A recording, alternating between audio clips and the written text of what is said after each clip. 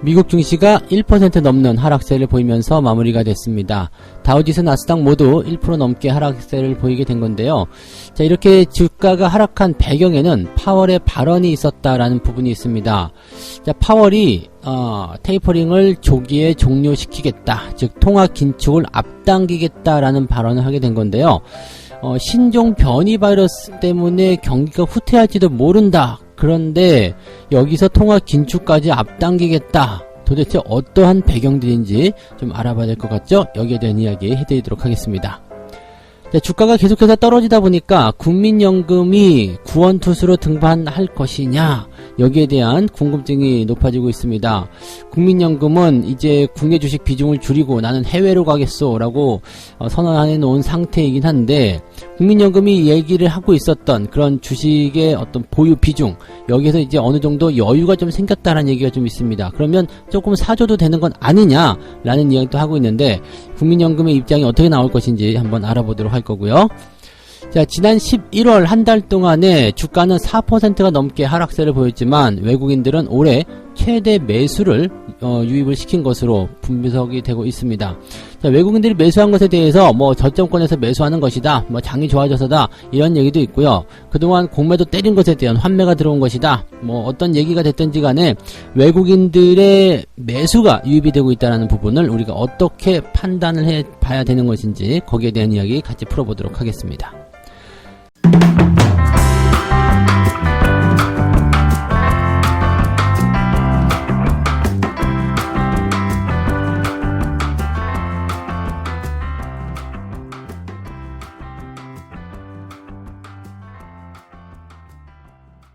네, 반갑습니다. 자, 오늘은 12월 1일입니다. 12월이 됐어요. 달력이 이제 한 장밖에 남지 않아서 마음이 조금 더 쓸쓸해졌는데, 시장도 푸르딩딩 해가지고 더 기분이 쓸쓸하고 그런 것 같습니다. 밖에는 바람도 싱싱 불고요.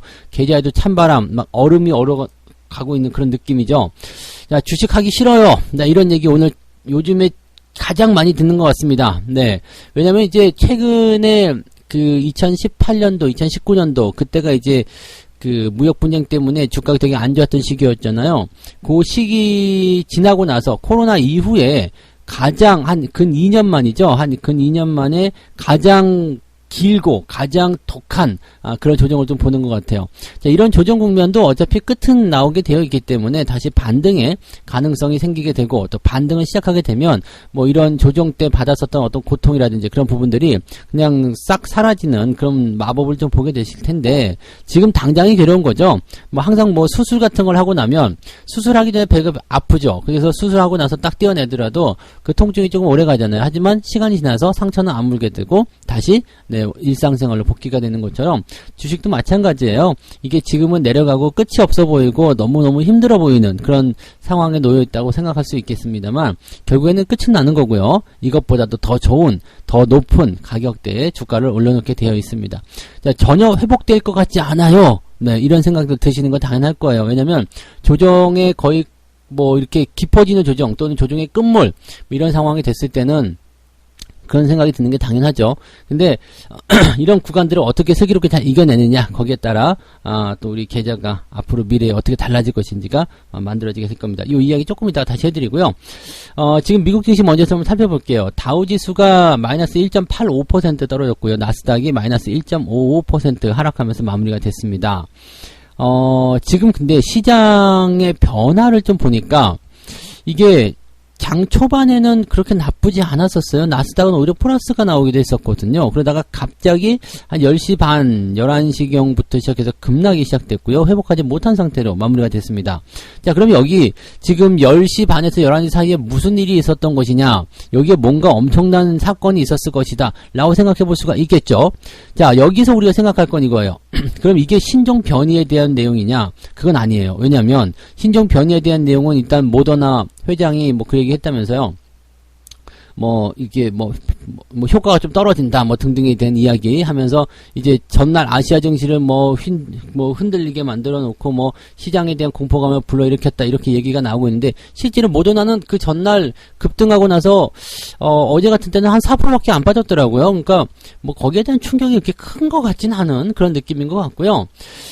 그 다음에 실제로 주가가 쾅 하고 떨어졌어야 되는데 그런 부분도 아니란 말이죠. 그러니까 시작점은 약보합으로 출발했어요. 근데 이렇게 쾅 하고 떨어진 이유는 뭐가 있었냐면 파월 의장의 발언이 있었습니다. 이게 이제 중요한 이슈라고 보시면 될 것 같은데 테이퍼링에 대한 가속화를 논의하겠다. 12월 이번 달이죠. 이번 달 FOMC에서 테이퍼링의 가속화를 논의할 것이다 라고 얘기를 했습니다. 그러면서 인플레이션에 대해서 그동안 일시적입니다 라고 얘기해 왔던 것을 이 단어 그만 쓸래요 라고 얘기했습니다. 이 단어 그만 써야 될 것 같아요. 이제는 일시적이 아니라 이거는 문제점이 있습니다. 그래서 여기 이 인플레이션에 대한 부분들을 잡아내기 위해서 우리가 테이퍼링을 가속화시키고 금리 인상도 더 빨리 땡길 수도 있을 것 같습니다.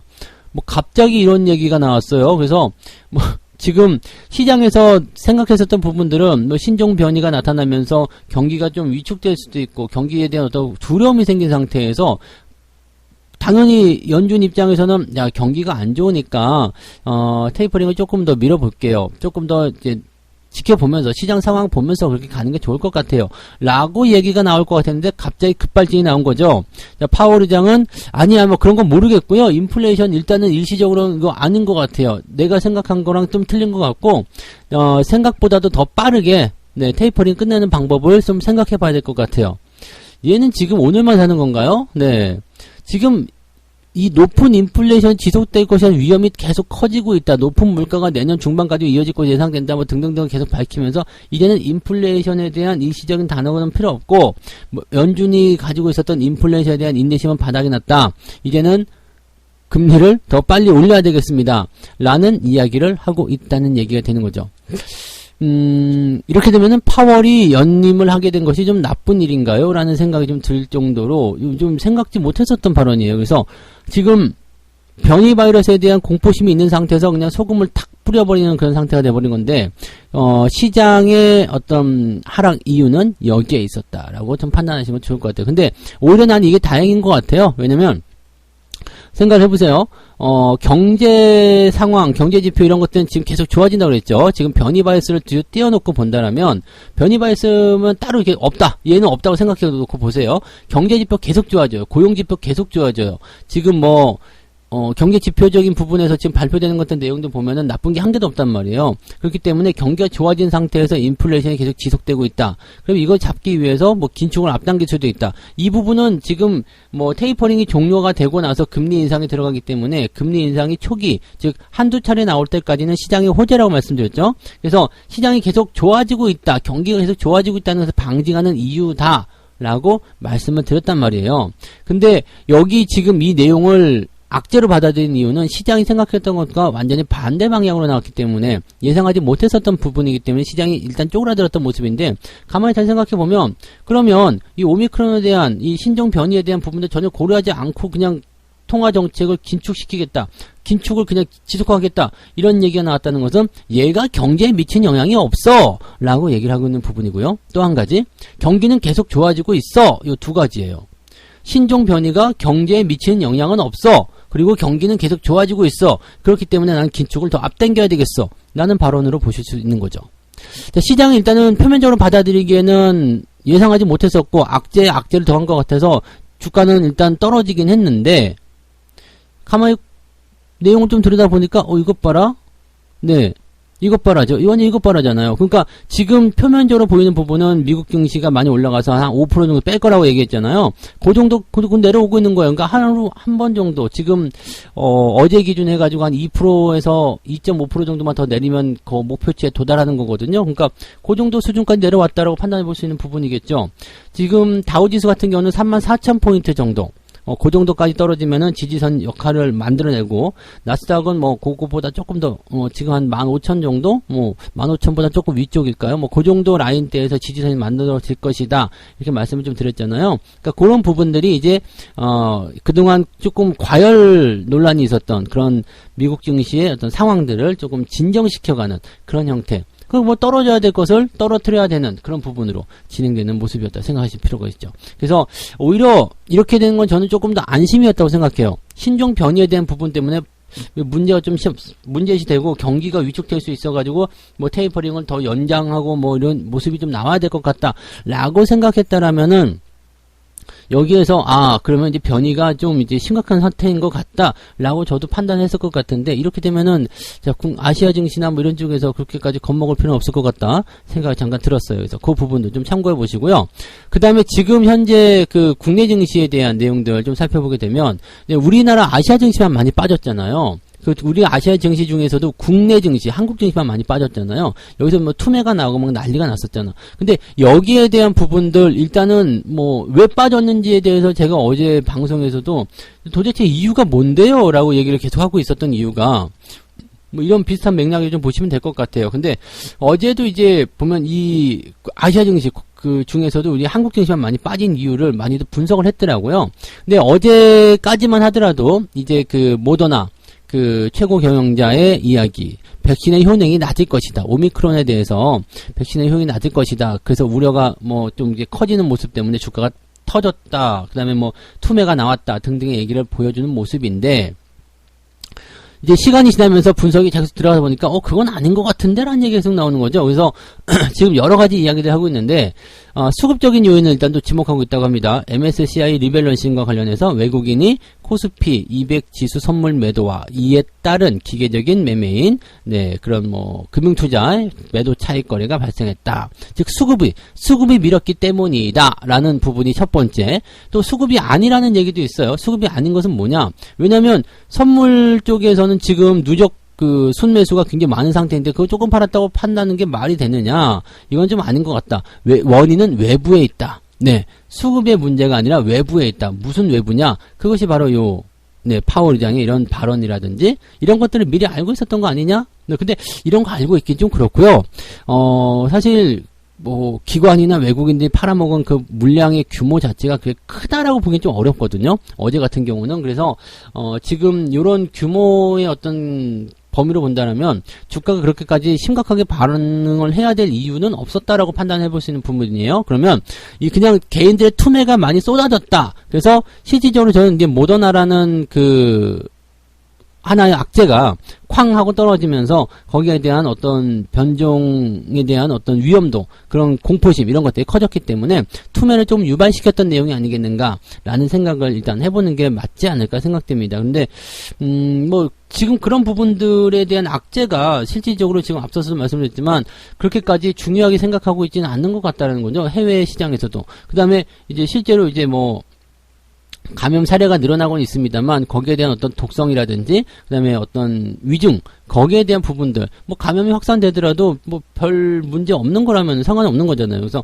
그런 내용들이 어떻게 나오느냐에 따라서 시장 반응이 또 달라질 수 있을 거다 생각하시면 될 것 같습니다. 근데 어쨌든 투매가 나오게 되면 하루 정도는 더 치고 들어가기 때문에요. 투매는 하루 반이다라는 이야기가 있습니다. 전날 투매가 나왔으면 그 다음날 공포에 팔지 못한 사람들이 더 파는 경우도 있고요. 또 반대 매매가 다음날 아침에 쏟아지기 때문에 오전 중에 한 번 더 쾅 치고 내려갔다가 반등하는 경우들이 일반적입니다. 그래서 어제처럼 크게 하락을 하고 나면 다음날 한 번 더 까고 내려가서 반등을 쳐서 올려주거나 아니면은 그날 유지가 좀 되거나. 근데 만약에 여기서 보합 출발해가지고 음봉으로 더 쿵 떨어진다. 그렇게 되면은 투매 국면이 당분간 더 이어진다고 보셔야 되겠죠. 그래서 이런 내용들로 우리가 참고하시면 되겠습니다. 요거는 이제 장중 대응이 필요할 거예요. 장중 대응이 필요하기 때문에 제가 장중 시장 상황을 보면서 다시 장중 시황에서 설명을 또 드리도록 하겠습니다.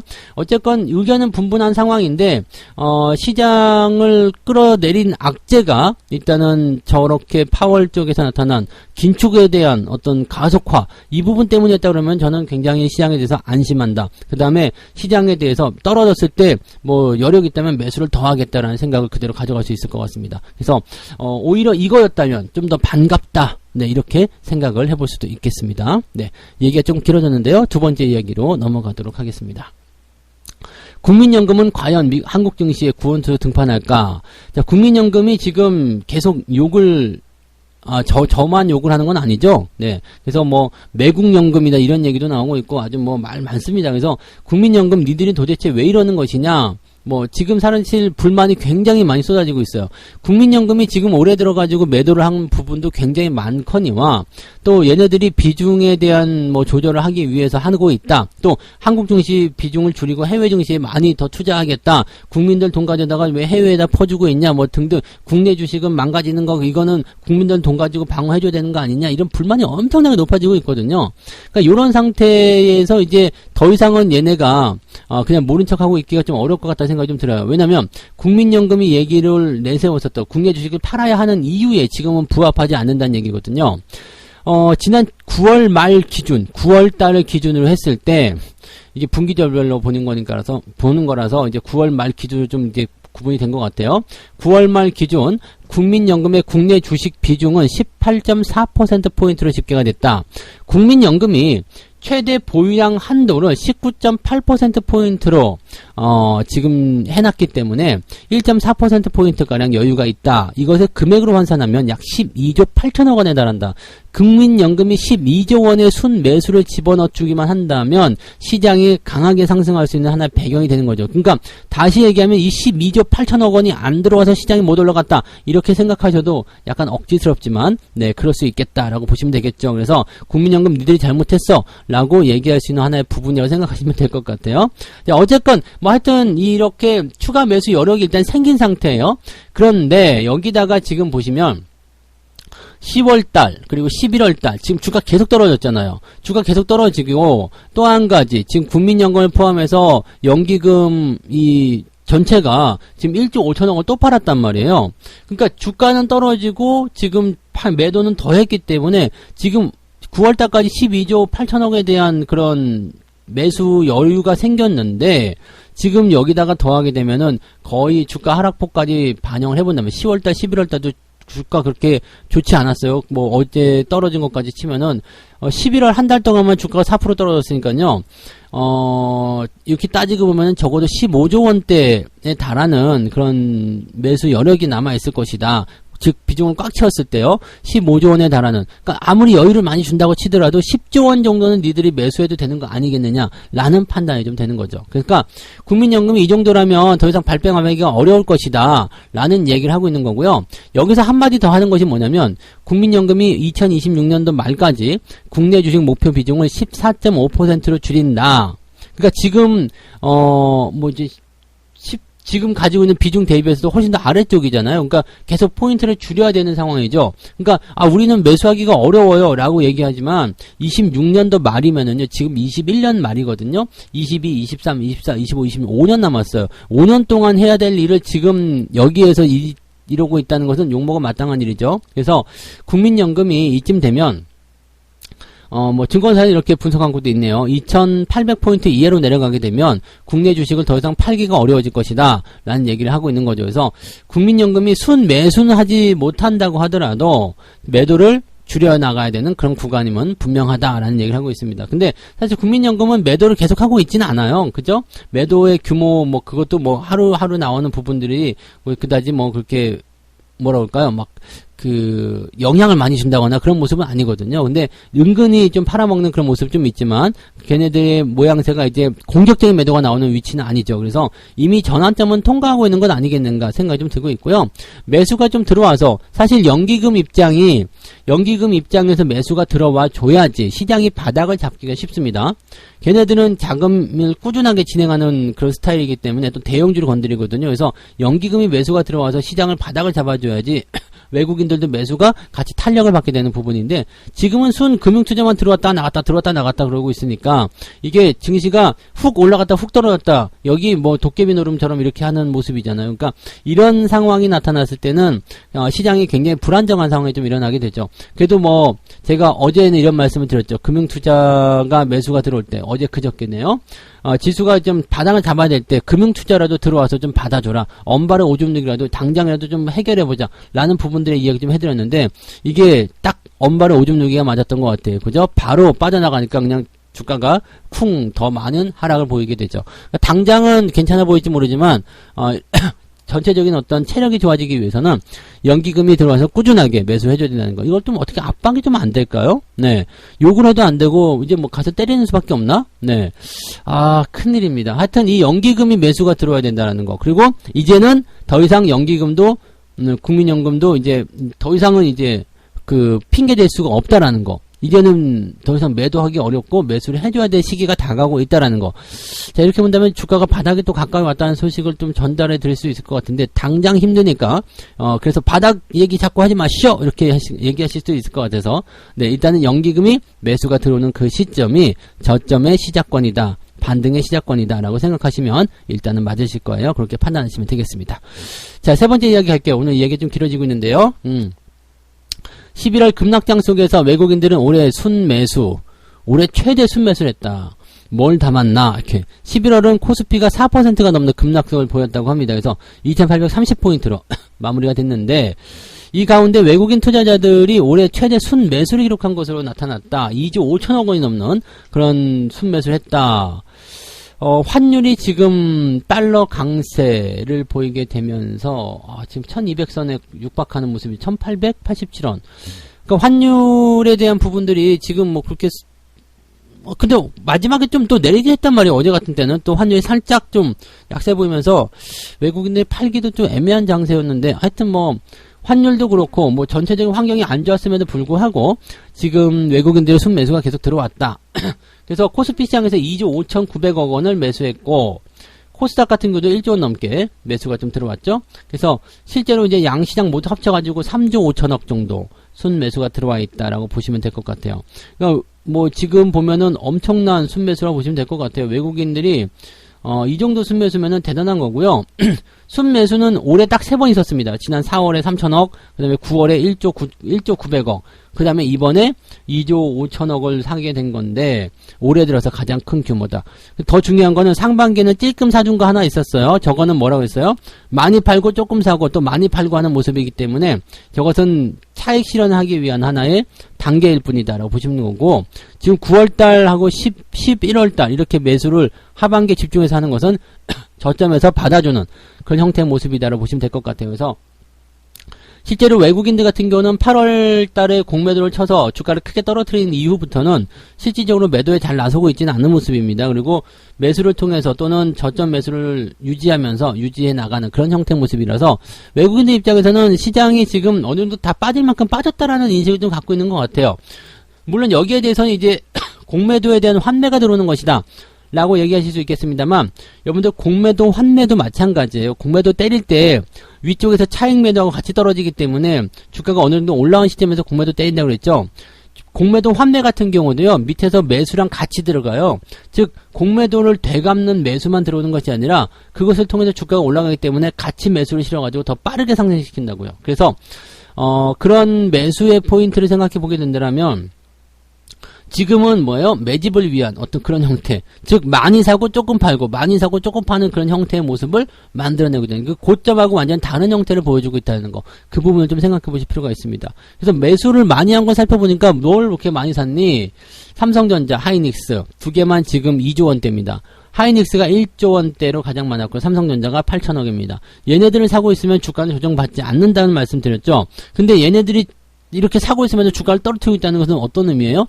얘네들을 제외한 다른 쪽에서는 더 많은 하락이 일어났다는 얘기인데, 실제로 외국인들은 저쪽에만 집중됐기 때문에 다른 쪽에서의 뭐 매도가 많이 나오는 부분들은 아니라고 보시면 되겠어요. 2조 5천억을 샀는데 이 중에서 지금 하이닉스, 삼성전자 이런 쪽에 매수가 있는 건, 물론 뭐 지금 얘네들 쪽에서 매수가 들어간 부분이고, 뭐 팔아먹는 쪽으로 입장을 본다면 외국인들은 관여하지 않았다는 얘기죠. 그러니까 지금 외국인이 관여한 입장에서는 매수 쪽에 관여고요. 그 다음에 들락날락 시키는 것은 기관이 한 거고, 여기에 피해를 보면서 물량을 쏟아버리고 갖다 집어 던져버린 건 개인들 물량이고요. 그럼 개인들 물량 나온 거 계속 쪽쪽 받아먹고 있다는 얘기밖에 안 되거든요. 이거는 전형적으로 바닥에서 나타난 모습인데, 바닥에서 나타난 부분인데 주가가 계속 떨어지니까 답답한 거죠. 그래서 바닥인 것 같은데 더 떨어지네, 이거 왜 이러는 거지? 라는 생각을 계속해서 할 수밖에 없는 상황이다라고 생각하시면 되겠습니다. 그래서 뭐 지금 일단은 뭐 반도체 관련한 그런 부분에서의 어떤 주가 반등, 대형주 쪽 움직임들, 연말에 다시 랠리가 나올 것이다, 내년도에 더 좋아질 것이다, 전망이 계속 나오고 있고요. 또 그 다음에 뭐 오미크론에 대한 영향 뭐 해가지고 지금 26일 이후 뭐 상황을 좀 봤을 때 뭐 크래프톤, 하이브, 에코프로비움, 카카오 게임즈 이런 쪽이 외국인 순매수에 올랐다라고 하는데 오미크론 때문에 그런 거 사는 건 아닌 것 같고요. 뭐 게임즈, 엔터즈, 2차전지 관련한 종목군들 이 성장주 쪽에 매수가 좀 많이 들어가서 얘네들은 지금 보시면은 근데 주가가 이미 많이 올라가 있는 상태라서 외국인들의 신규 매수보다도 이미 저기부터 이제 수익을 좀 만들어 놓은 상태라서 어느 정도 좀 경계를 좀 해야 되는 그런 상황이 있다라고 판단해 보시면 될 것 같아요. 그래서 지금 여기 상황에서 본다라면 성장주나 기술주 쪽에 또 관심이 생길 것이다라고 하는데 지금 파월이 저렇게 그 시장을 조져놔가지고 성장주 기술주 또 약간 애매해지는 모습이 좀 나타날 수가 있단 말이죠. 그러니까 그 내용들도 한번 참고해 보실 필요가 있겠고요.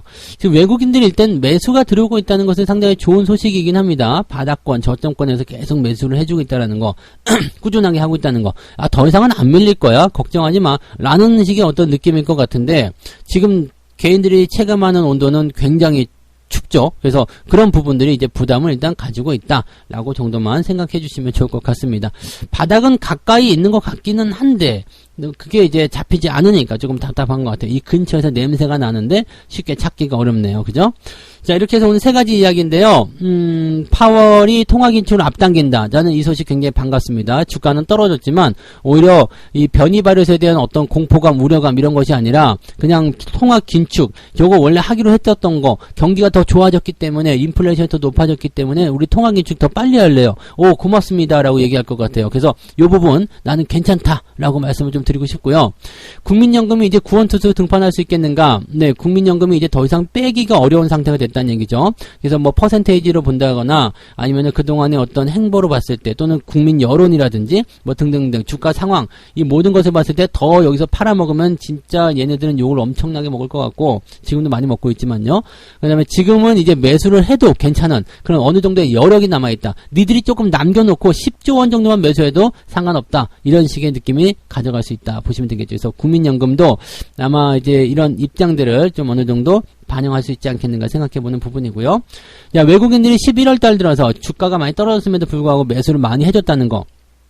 그것이 공매도고 환매가 됐었던 아니면 저점에서 매수가 나오는 부분이 됐었던 뭐든 괜찮습니다.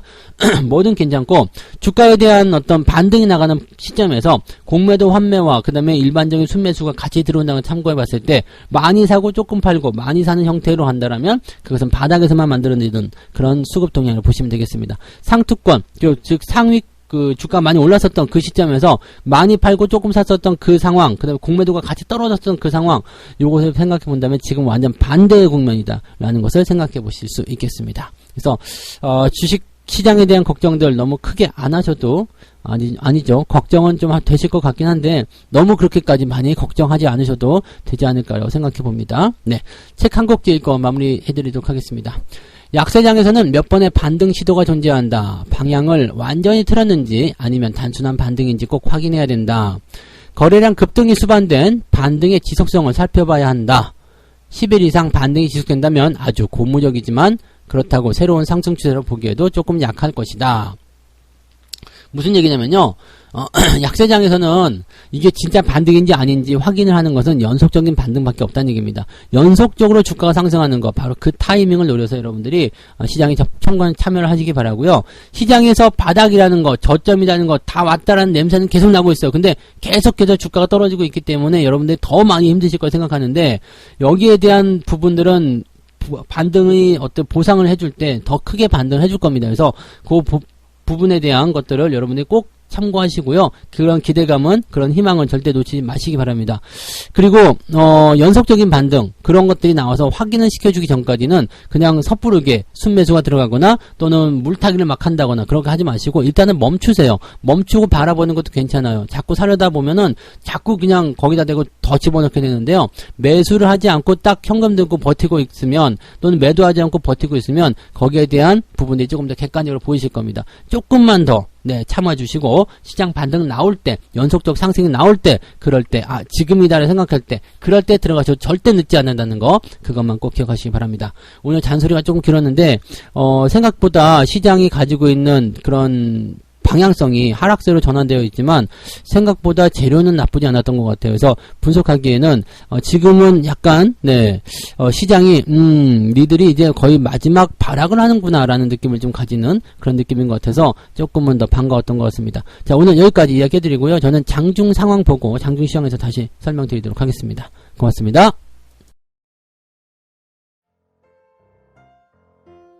본 방송에서 제공되는 모든 정보는 투자 판단의 참고 자료이며 투자의 최종 책임은 본 방송을 이용하는 본인에게 있습니다.